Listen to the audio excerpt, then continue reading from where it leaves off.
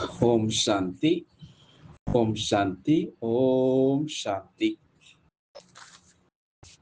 இன்னைக்கு அழகான ஒரு கதையை பற்றி பார்க்கலாம். பாபா அடிக்கடி நமக்கு சாகார முறையில் சொல்லி புரிய வைப்பதுண்டு. என்ன புரிய வைப்பது அப்படின்றால்,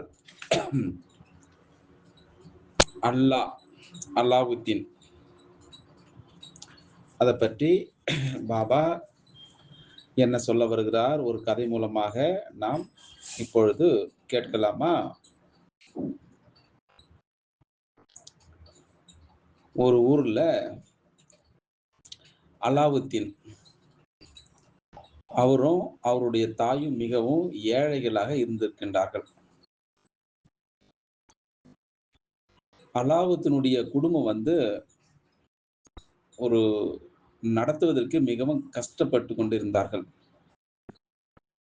சில சமயத்துல சாப்பிட மாட்டார்கள், சில சமயத்துல சாப்பிடுவார்கள், சில சமயத்துல ரொட்டி கூட கிடைக்காமல் இருக்கும், சப்பாத்தி இது போல. இப்படியாக போய்கொண்டிருக்கக்கூடிய வேலையில ஒரு நாள் என்ன செய்யார் அலாவுத்தீன், பகல் முழுவதும் வேலை தேடிக்கொண்டே இருந்தார் அலாவுத்தீன். ஆனால் அந்த அலாவுத்தீனுக்கு எந்த ஒரு வேலையும் கிடைக்கவில்லை. இது போல எல்லா இடத்திலும் தேடி தேடி பார்த்து கடைசியில களைப்படைந்து வீட்டிற்கு திரும்பக்கூடிய நேரத்துல வீட்டில இப்பொழுது அரிசியும் பருப்பும் மிக குறைவாக இருப்பதாக அலாவுத்தீனுடைய தாய் சொன்னார். நாளைக்கும் வேலை கிடைக்கவில்லை என்றால் குடும்பத்தை எப்படி நடத்துவது அப்படின்று 2 பேருக்கும் ஒரு கேள்வி இருந்தது. அது என்ன கேள்வி? சாப்பாடு, சாப்பாடு, சாப்பாடு. இது போல கவலை இருவரும் இருந்து கொண்டே இருந்தார்கள், அலாவுத்தீன் அவருடைய தாயாரும். இப்படி நினைத்து கொண்டிருக்கக்கூடிய வேலையில அவர் தங்கி இருக்கக்கூடிய அந்த வீட்டினுடைய கதவு தட்டக்கூடிய ஒரு ஓசை கேட்டது. யாராவது விருந்தாளியாக இருந்து விடக்கூடாது அப்படின்றோ 2 பேரும் கவலை அடைந்து கொண்டே அலாவுத்தீன் என்ன செய்தார் தெரியுமா? அந்த கதவை திறந்து பார்த்தார். அப்போ அந்த கதவை அதாவது திறந்து பார்க்கக்கூடிய நேரத்துல எதிரில் ஒரு வயதான முதியவர் ஒருவர் நின்று கொண்டிருந்தார். அப்ப அந்த முதியவர் கேட்டார், இது முஸ்தபாவினுடைய வீடு தானே அப்படின்று கேள்வி கேட்டார். யாரிடம்? அலாவுத்தீனிடம். ஆம், நீங்கள் யார் அப்படின்று அந்த முதியவரிடம் அலாவுத்தீன் கேட்டார். அப்போ அந்த முஸ்தபா சொன்னார், அலாவுத்தீன், நான் உன்னுடைய தந்தையினுடைய சகோதரன். அதாவது நான் பல ஆண்டுகளுக்கு முன்பாக வெளிநாட்டுக்கு சென்று விட்டேன். இப்பொழுது நான் வெளிநாட்டிலிருந்து இந்த ஊருக்கு திரும்பி வந்திருக்கிறேன் அப்படின்று முஸ்தபா சொன்னார் அலாவுத்தீனிடம். சரி சரி, உன்னுடைய தந்தை எங்கே அப்படி என்று கேட்டார் அலாவுத்தீனிடம். என்னுடைய தந்தை இறந்து பல ஆண்டுகள் ஆகிவிட்டது. என்னுடைய அப்பாவுக்கு நானே தான் ஒரே ஒரு பையன். என்னுடைய வீட்டினுடைய சூழ்நிலையும் மிகவும் மோசமாக இருக்கிறது அப்படின்று அவருடைய அதாவது அலாவுத்தீனுடைய தாய் முஸ்தபாவிடம் சொன்னார். இப்படியாக 3 பேர் உரையாடலும் போய்கொண்டிருக்கக்கூடிய வேலையில இப்பொழுது நீங்கள் கவலைப்படுவதற்கு எந்த விதமான அவசியம் கிடையாது. மகனே அலாவுத்தீன், நான் கொடுக்கக்கூடிய இந்த பணத்தை எடுத்து சென்று கடை வீதியில் இருக்கக்கூடிய சாப்பிடுவதற்கு எதையாவது கொண்டு வா அப்படின்று அந்த முதியவர் அப்படின்ற முஸ்தபா சொன்னார். அன்று இரவு அனைவரும் வயிறு நிறைய உணவு சாப்பிட்டார்கள். சாப்பிட்டு விட்டு தூங்குவதற்கு முன்பாக எல்லோரும் பரஸ்பரமான விஷயங்களை பேசிவிட்டு, நான் போதுமான செல்வத்தை சம்பாதித்து வந்திருக்கின்றேன், இனி உங்கள் கூடவே நான் இருப்பேன், அதனால நாளை காலை சில வேலைக்காக அலாவுதீனை வெளியில் அழைத்து செல்லலாம் அப்படின்னு இருக்கிறார் அப்படின்னு முஸ்தபா சொன்னார் இரவு தூங்குவதற்கு முன்னாடி. அதனால நாம் என்ன செய்யணும்? நாம் சூரியன் அஸ்தமம் ஆவதற்கு முன்பே வந்து விடும் அப்படின்று முஸ்தபாவுடைய சகோதரர் சொன்னார்.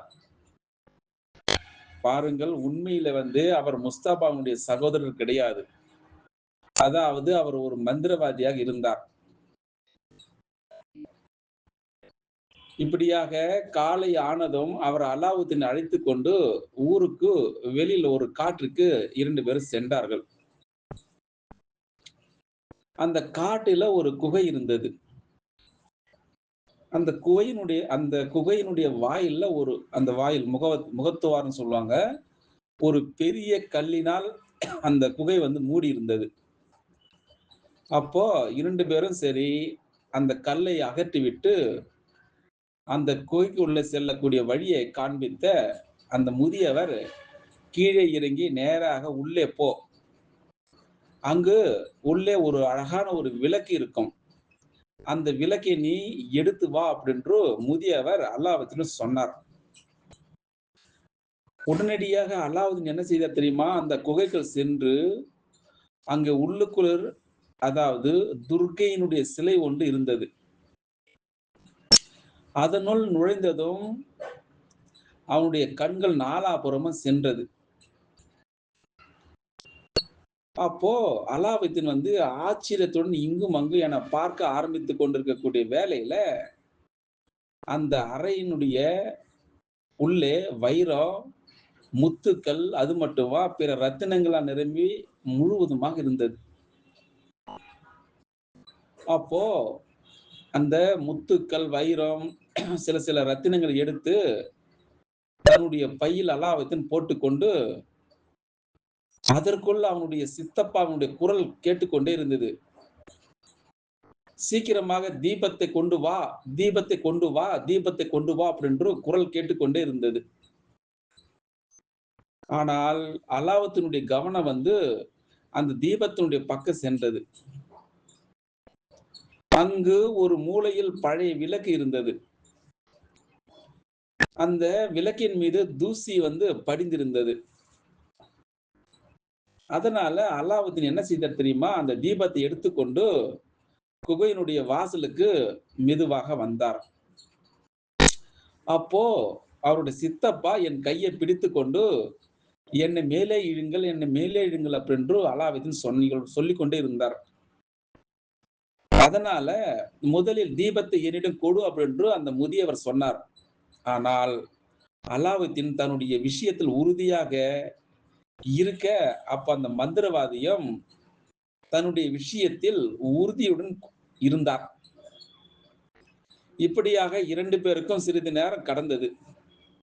அப்ப என்ன செய்தார் தெரியுமா? அந்த மந்திரவாதி கோபத்துடன் நீ இங்கே இரு அப்படின்னு கூறிவிட்டு அந்த குகையினுடைய வாயிலை ஒரு பெரிய பாறாங்கல்லால் மூடிவிட்டு அந்த இடத்தை விட்டு சென்று விட்டார் அந்த முதியவர். அப்போ அலாவுதீன் என்ன செய்தார் தெரியுமா? மிகவும் கதறிக்கொண்டே இருந்தார். ஆனால் அவனுடைய அலறலை கேட்பதற்கு யாரும் அங்கே வரவில்லை. அப்போ அலாவுதீன் என்ன செய்தார் தெரியுமா? களைப்படைந்து அங்கேயே அமர்ந்து அந்த குகைக்குள்ள அமர்ந்து விட்டார். அப்போ அலாவுதீனுடைய கையில் ஒரு தீபம் இருந்தது, ஏற்கனவே பார்த்தோம் அல்லவா? அந்த தீபத்தில் அவனுடைய கைப்பட்டு லேசாக உராய்வு ஏற்பட்டது. உடனே ஒரு பூதம் அவனுடைய எதிரில் வந்தது. அப்போ திடீரென்று அலாவுதீன் அந்த பயத்தில் நடுங்க ஆரம்பித்துக் கொண்டிருக்கக்கூடிய வேளையில அதற்குள் அந்த அதிகமான ஓசையுடன் அந்த பூதம் எஜமானரே, அந்த எஜமானரே அப்படின்று கூறிக்கொண்டே இருந்தது. என்ன கட்டளை அப்படின்று கேட்டது. சொல்லு சொல்லு அப்படின்று. அப்போ அலாவுதீன் நடுக்கத்துடன் நீங்கள் யார் அப்படின்று கேட்டுக்கொண்டே இருந்தார். நான் இந்த தீபத்தினுடைய சேவகன். யாரிடத்தில் இந்த தீபம் இருக்கின்றதோ அவர்களே எனக்கு எஜமானர்கள் அப்படின்றோ அந்த பூதமோ அலாவுதீன் சொன்னது. இப்போ உடனடியாக அலாவுதீனுக்கு தெம்பு வந்து விட்டது.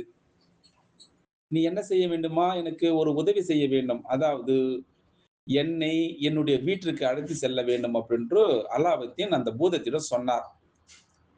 அப்ப அந்த பூதம் ஒரு வினாடியில் அவனை அவனுடைய வீட்டிற்கு அழைத்து சென்றது. அலாவுத்தீனுடைய வீட்டிற்கு. அப்போ அலாவுத்தீன் அந்த பூதத்திடம் கூறி ஒரு பெரிய மாளிகை உருவாக்கி விட்டார். அது மட்டுமா, தன் தாயின் கூடவே சுகமாக வாழ ஆரம்பித்துக் கொண்டிருந்தான் அலாவுத்தீன். பாருங்கள் எவ்வளவு அற்புதமாக இருக்கிறது. ஒரு கதை தான் இது. ஆனால் சங்கமகத்தில் சிவபாபா நமக்கு என்ன சொல்லப் போகின்றார்? அதாவது அல்லாஹ் அலாவுத்தீன். அல்லாஹ் என்றால் யாரு? சிவபாபா. அலாவுத்தீன் அப்படி என்றால் ஆதி சனாதன தேவி தேவதா தர்மம் ஆகும். அதாவது ஏமாற்றப்பட்ட அலாவுத்தீனுக்கு ராஜ்யம் கிடைத்ததாக இந்த கதையில நாம் கேட்டோம் இவ்வளவு நேரமாக.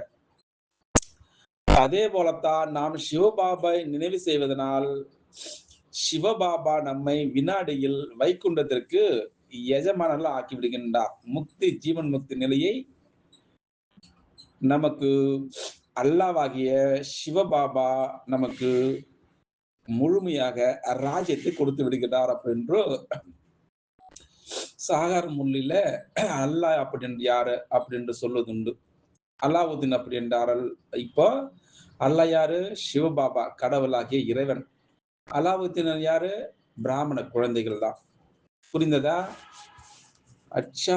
ஓம் சாந்தி, ஓம் சாந்தி, ஓம் சாந்தி, ஓம் சாந்தி, ஓம் சாந்தி, ஓம் சாந்தி.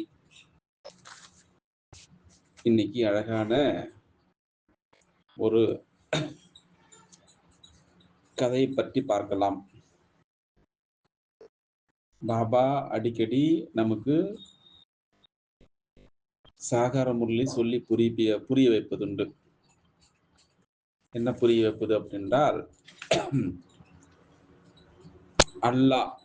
அல்லாவுத்தீன் அதை பற்றி பாபா என்ன சொல்ல வருகிறார் ஒரு கதை மூலமாக நாம் இப்பொழுது கேட்கலாமா? ஒரு ஊர்ல அலாவுத்தீன் அவரும் அவருடைய தாயும் மிகவும் ஏழைகளாக இருந்திருக்கின்றார்கள். அலாவுத்தீனுடைய குடும்பம் ஒரு நடத்துவதற்கு மிகவும் கஷ்டப்பட்டு கொண்டிருந்தார்கள். சில சமயத்துல சாப்பிட மாட்டார்கள், சில சமயத்துல சாப்பிடுவார்கள், சில சமயத்துல ரொட்டி கூட கிடைக்காமல் இருக்கும், சப்பாத்தி இது போல. இப்படியாக போய்கொண்டிருக்கக்கூடிய வேலையில ஒரு நாள் என்ன செய்யார் அலாவுத்தீன்? பகல் முழுவதும் வேலை தேடிக்கொண்டே இருந்தார் அலாவுத்தீன். ஆனால் அந்த அலாவுத்தீனுக்கு எந்த ஒரு வேலையும் கிடைக்கவில்லை. இது போல எல்லா இடத்திலும் தேடி தேடி பார்த்து கடைசியில களைப்படைந்து வீட்டிற்கு திரும்பக்கூடிய நேரத்துல வீட்டில இப்பொழுது அரிசியும் பருப்பும் மிக குறைவாக இருப்பதாக அலாவுத்தீனுடைய தாய் சொன்னார். நாளைக்கும் வேலை கிடைக்கவில்லை என்றால் குடும்பத்தை எப்படி நடத்துவது அப்படின்று 2 பேருக்கும் ஒரு கேள்வி இருந்தது. அது என்ன கேள்வி? சாப்பாடு, சாப்பாடு, சாப்பாடு. இது போல கவலையில் இருவரும் இருந்து கொண்டே இருந்தார்கள்.